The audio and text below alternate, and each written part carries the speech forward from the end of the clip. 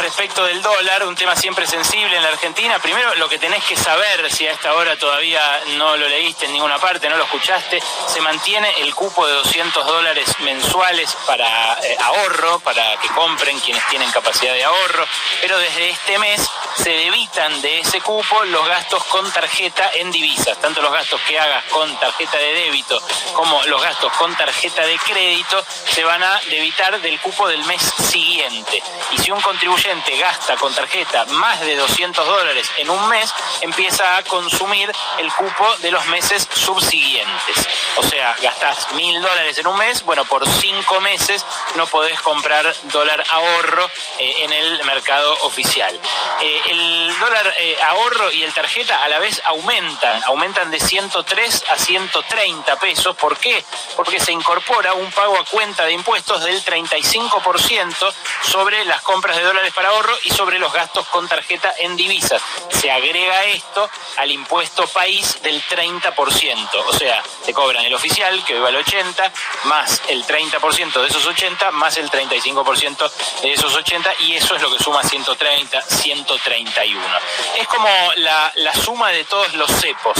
El cepo macrista, que dejó el límite de los $200, tiene cosas de ese super cepo que dejó Macri con Hernán Lacunza, con Guido Sandleris, pero incorpora también elementos del cepo que rigió en el último mandato de Cristina Fernández de Kirchner, entre 2011 y 2015, que en aquel momento había dispuesto Mercedes Marcó del Pont. A ver, primeras evaluaciones de esto.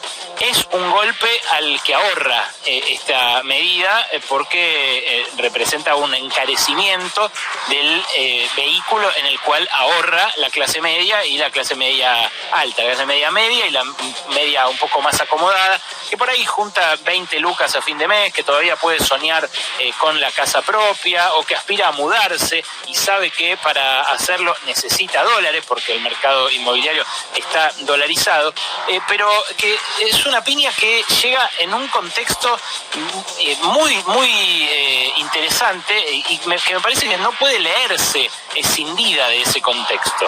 Llega esta medida, de vuelta, una medida antipática para por lo menos 5 o 6 millones de personas, casi diría hasta 8 millones de personas que llegaron a participar de estos mercados, llega en un contexto de una crisis inédita en el mundo por la pandemia, pero acá mucho más grave porque la pandemia se montó sobre la destrucción masiva de 2018 y de 2019, de habernos fumado 86.000 millones de dólares que le prestaron a Mauricio Macri, primero los bancos de Wall Street y después el Fondo Monetario, y que ahora tenemos que pagar todos y todas nosotros.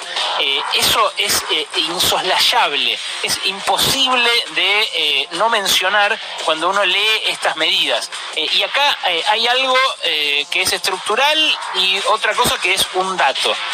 Primero, lo estructural es que en Argentina usamos dólares para vendernos entre nosotros casas y departamentos desde por lo menos los mediados de los años 70. Somos una economía con dos monedas, porque hace 40, 45 años que los milicos rompieron nuestra moneda con la famosa tablita de Martínez de Oz y nadie ahorra en pesos.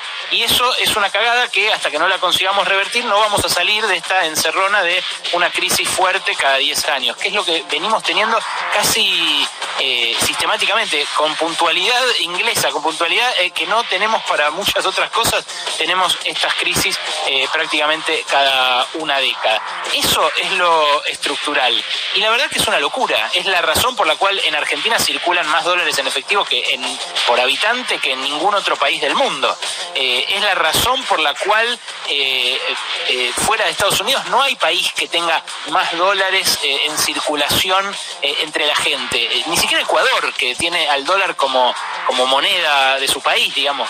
La verdad que somos un país que tiene dos monedas y que todos los gobiernos han intentado pelear contra esa tendencia y no lo han conseguido, ni con medidas ortodoxas ni heterodoxas.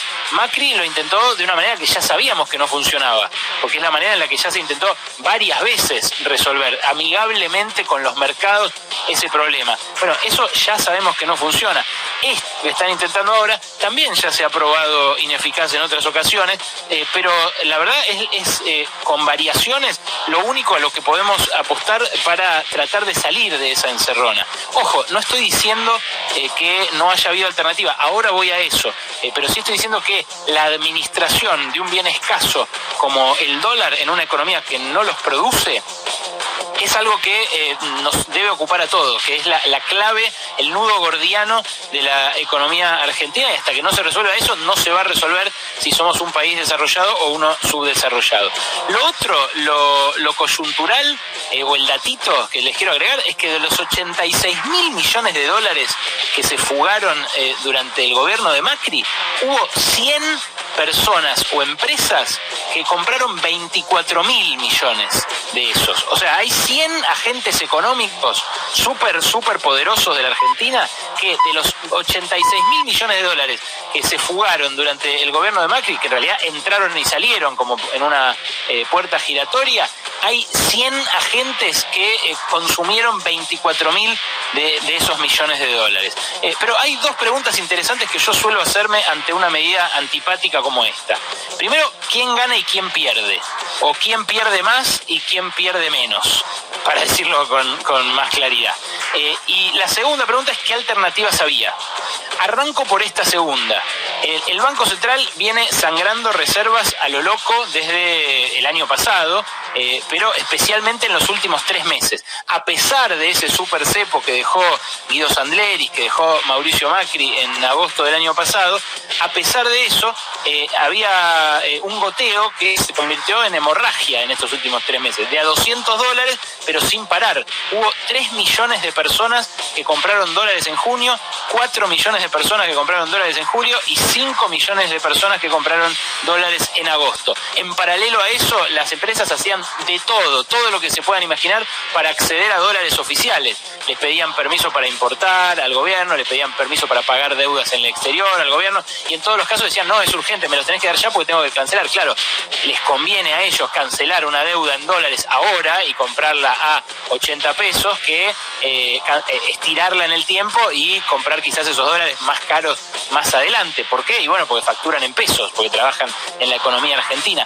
Y de la verdad que dólares para todos no hay, por esta sangría que les estoy diciendo, porque las reservas netas del Banco Central ya el mes que viene llegaban a un piso que lo iba a obligar a tomar medidas más drásticas, quizás anular, por ejemplo, los $200 y que nadie pueda comprar más en el mercado oficial, salvo para importaciones o para insumos críticos. Que hay muchos países que hacen eso, Hay algunos países que lo hacen por periodos cortos, porque justamente no tienen este problema como la Argentina, de que su población ahorra y se compra y vende inmuebles en dólares, pero que lo hacen porque dicen, pará, no es un derecho humano comprar divisas. Acá el Estado es el que te las consigue y en todo caso determina cómo te las dosifica.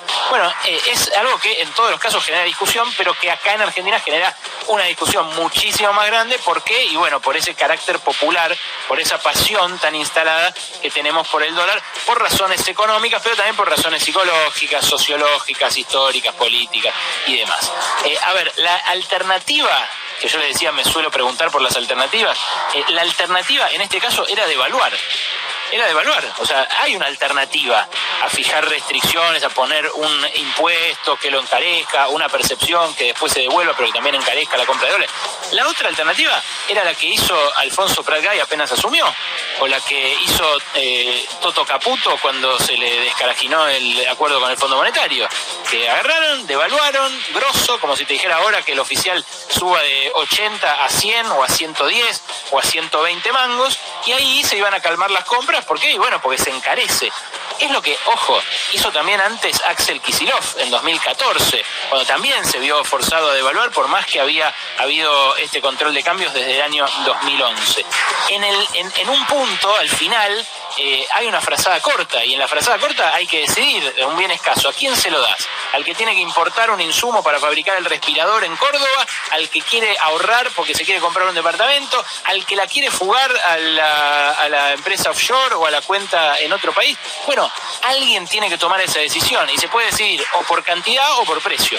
Una cosa es decir por cantidad, como acá, bueno, tenés un límite, 200, y otra es por precio, que es decir, ¿sabes qué? Va a ser carísimo, entonces venía a comprarlo, pero venía a comprarlo a 150 mangos, qué sé yo. Bueno, eso, si hacían eso, si devaluaban, eso golpeaba tremendamente a los 2/3 más pobres de la población.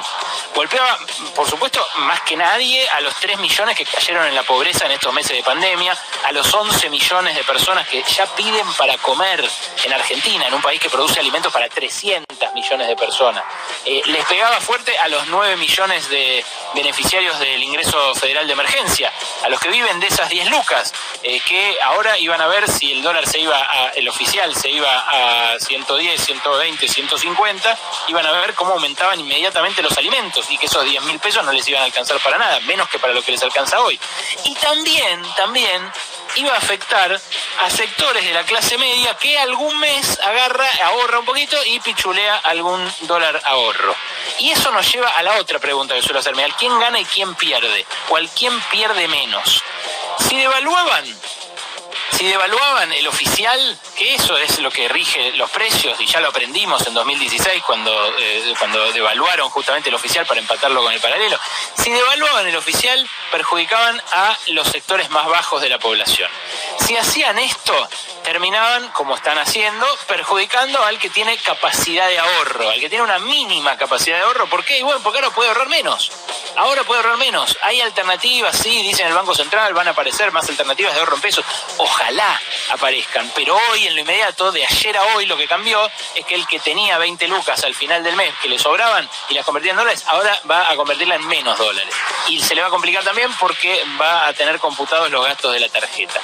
Ahora, había una alternativa previa, que era hacer que la élite ponga lo que hay que poner para solventar los gastos extraordinarios que está teniendo el Estado. Y la verdad, de esa élite no habla nadie, loco, no habla nadie. Estoy hablando del 0,001% más rico de la población.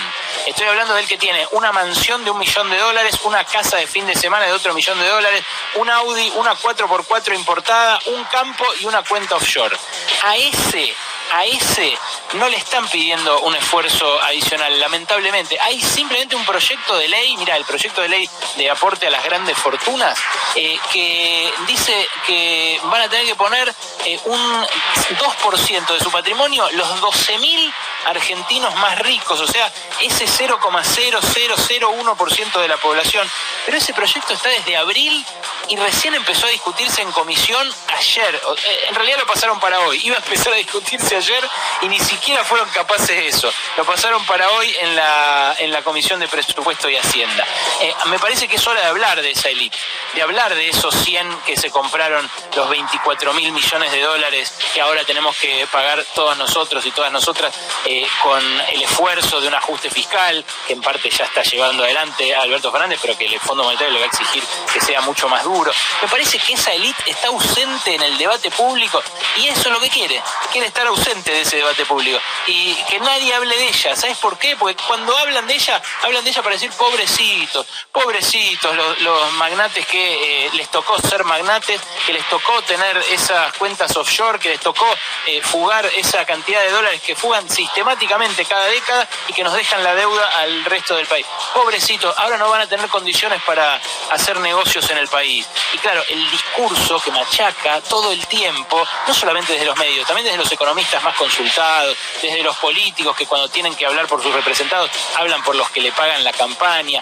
En todos los casos, los que se esconden son esos que tienen hoy la ocasión de mostrar por qué son la clase dirigente. A ver si lo son, o a ver si solamente son una clase dominante, que hay una diferencia muy, muy importante. Y me parece que el gobierno en esto tiene que hablar más claro, tiene que hablar mucho más claro, porque si no, se lo van a llevar puesto. Y lo estamos viendo todo el tiempo, lo vemos en las azonadas como la policial de la semana pasada, en los comentarios que aparecen al pasar de que estamos listos para reemplazarlos en 2021. ¿Saben qué? Si no dicen con claridad que la alternativa es cobrarle impuestos más fuertes a los que más tienen en la crisis, más grande que haya tenido la Argentina, sin duda desde 2001, pero quizás en toda su historia, bueno, me parece que van muertos. Perdonen la imagen, perdonen la crudeza y perdonen la falta de elegancia, pero o la ponen ellos, o nos la ponen a nosotros. Seguinos en Instagram.